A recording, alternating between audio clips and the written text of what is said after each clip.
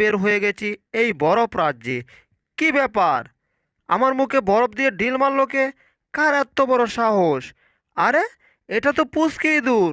ইঁদুরটা এখানে এলো কি করে?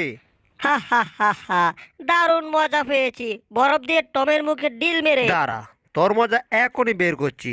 বরফ দিয়ে ঢিল মেরে তোর মাথা পাঠিয়ে দিব। ইয়াহু! বরফ আমার শরীরে লাগে নাই ডিল মারতে পারো না টম। তো কি হয়েছে? আমি তোমাকে জিব্বা দেখাবো, জিব্বা। হায় হায়, বরফ দিয়ে একেবারে আমার জিব্বা সহ আমার মুখটা পাঠিয়ে দিয়েছে।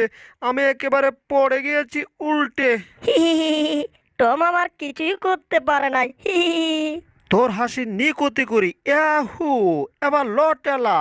সর্বনাশ, টম এখন মোটা মোটা বরফ দিয়ে অ্যাটাক করেছে। হায় হায়, একটা বরফ যদি আমার শরীরে পড়ে আমি একেবারে বত্তা হয়ে যাব। বাপরে বাপ, বরফের সাথে মিশে একেবারে পানিতে পড়ে গিয়েছি। হায় হায়, এই পানিতে তো